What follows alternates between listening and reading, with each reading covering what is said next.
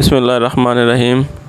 आज का हमारा मौजू है 66 साला इंडियन वकील जिन्होंने 20 रुपए के लिए 22 साल तक रेलवे के ख़िलाफ़ मुकदमा लड़ा। इंडिया के एक शहरी ने रेलवे के ख़िलाफ़ एक ऐसा मुकदमा जीत लिया है जिसका आगाज़ 22 साल कबल इस वजह से हुआ कि इनसे किराए की मद में टिकट के 20 रुपए अज़ाफ़ी वसूल किए गए थे। तिंगनाथ चतुर्वेदी जो पेशे के एतबार से वकील हैं से 1999 में 2 टिकटों के लिए 20 रुपए अज़ाफ़ी वसूल किए गए थे। ये वाक़या इंडिया की शुमाली रियासत उत्तर प्रदेश में मथुरा रेलवे स्टेशन पर पेश आया था।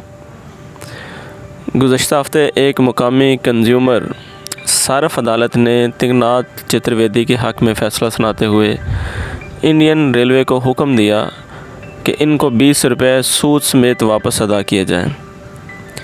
66 साला तिंगनाथ चतुर्वेदी ने BBC से बात करते हुए कहा कि मैंने इस केस के सिलसिले में 100 से ज़्यादा पेशियां भुगती हैं।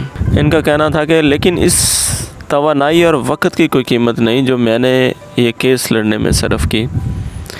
इंडिया में कंज्यूमर कोर्ट्स खिदमात के मामले में सराफ़ीन की शिकायत को सुनती हैं, लेकिन इन पर केसेस का बहुत बोझ होता है, जिसकी वजह से अक्सर आम नौइयत के मुकदमात का फ़ैसला करने में भी बरसों लग जाते हैं। उत्तर प्रदेश के रैशी तिंगनाथ चतुर्वेदी 1999 में मथुरा से मुरादाबाद तक का सफ़र कर रहे थे जब इन्होंने एक टिकट बुकिंग क्लर्क से 2 टिकट ख़रीदे। इस टिकट की कीमत 35 रुपये थी। इन्होंने क्लर्क को 100 रुपये थमाए, जिसने इनको सिर्फ़ 10 रुपये वापस किए, यानी 70 रुपये की जगह 90 रुपये की कटौती की।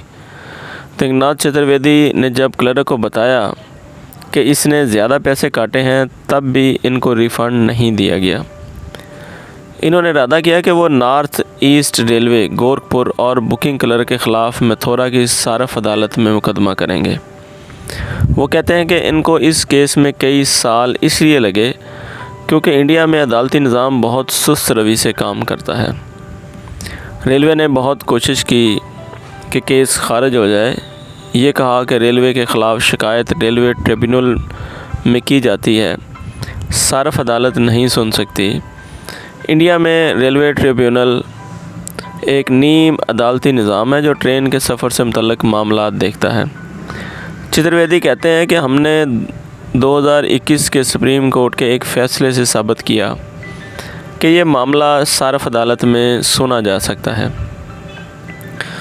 इन्होंने बताया कि अक्सर मुकदमे की समाअत इसलिए ताख़ीर का शिकार हो जाती है क्योंकि जज छुट्टी पर होते थे।